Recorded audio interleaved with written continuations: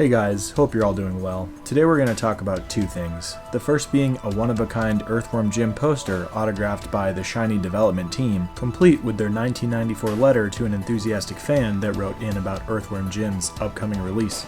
The second, our very own David Klingler's amazing new world record and how these two things actually tie together based on how we met.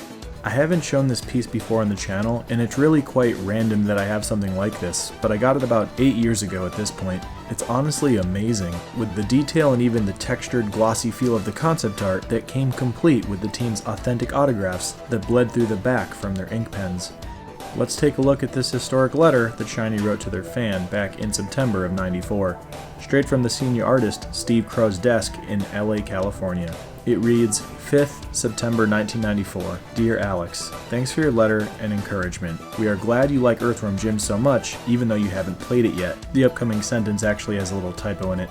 I can assure you that you, or you will, have all the fun to come when Earthworm Jim hits the streets on 28th of October. For now, here is some signed EWJ artwork from the creators of the game for you. All of us at Shiny are now hard at work on our top secret next game, but this won't be out for another year, so you have plenty of time to complete EWJ. Best wishes, Steve Crow, senior artist. P.S. Watch out for next month's GameFan and GamePro and the EWJ adverts on TV in which Grandma gets worms. A couple things in this letter got me curious. It would seem the top secret game Steve was talking about is actually Earthworm Jim's sequel, Earthworm Jim 2, which came out a year later. I also tried to look up what Grandma Gets Worms is all about, but was recommended all kinds of irrelevant and some disgusting stuff. These are amazing pieces of gaming history, with autographs and little doodles from everybody, including David Perry, who wrote "Eat Dirt" in all caps. Mike Dietz wrote "Be Mental" and drew a little smiling Earthworm Jim head. Tom "Groovy" Tanaka, who also drew a little Earthworm Jim face, all terrified and stressed out.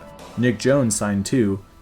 And best wishes from Steve Crow, who actually drew something that I'm not entirely sure what it is at all. Maybe it's one of his first characters that he ever created in his career. I tried to look into it and couldn't find anything that looked like this. So let me know if you have any idea what that could be. I thought about Psychro for just a second with the round bubble, but come on, it's not even close. Nick Broody also signed, and interesting trivia here is that similar to Andy Astor and Andy Asteroids, they played with Nick Broody's name as well when naming Big Broody, which is a stage exclusive to Earthworm Jim's Special Edition, and that's actually a perfect segue into our next topic. So David Klingler, the same David that pedaled for all of the NES bike videos, and the developer behind our multiplayer local project, recently set the world record speedrun for Earthworm Jim's Special Edition on Windows 95. The way this specific poster ties into it is that I met David only a couple months after moving to North Carolina. Fuquay Arena was my territory, and I walked right into their office at Solanimus Games. Long story short, while trying to break the ice, after seeing a controller out in the open, briefly got to know each other over some Smash Bros. Melee. After he learned of a handful of some really tough NES games that I could beat, I was invited to take part in an upcoming stream to help build some hype for their newest title, Signal to Noise. So weeks later, I learned that Earthworm Jim was one of David's favorite games. So I brought my signed poster to an Office Max to make a copy to give to him, which he framed shortly after and has held dearly ever since. Although I knew David loved the game at the time, what I didn't know is just how deep that love goes, why he loves it so much, and just how significant Earthworm Jim had been in his life. Earthworm Jim Special Edition on Windows 95 was actually David's first game that he ever played, an experience he shared with his older brother Mitchell. It's something that they bonded over and shared for many years while growing up, and as they grew older together, it was an experience that rooted their love of gaming together. Most inspiring and heart-wrenching of all, David accomplished his world record speedrun in memory of his older brother. Tragically, David and his family was dealt a devastating loss when they lost Mitchell in February of 2016. August 16th, 1996 was Mitchell's 8th birthday, and marks the day that these two brothers received and played their very first video game. 25 years later, David premiered the world record. After playing and appreciating the game for his entire life, he endured on and off grinding, not only to get proficient and fast with its levels and mechanics, but to also master extremely difficult tricks, cuts, and skips, one of which is allegedly being frame perfect.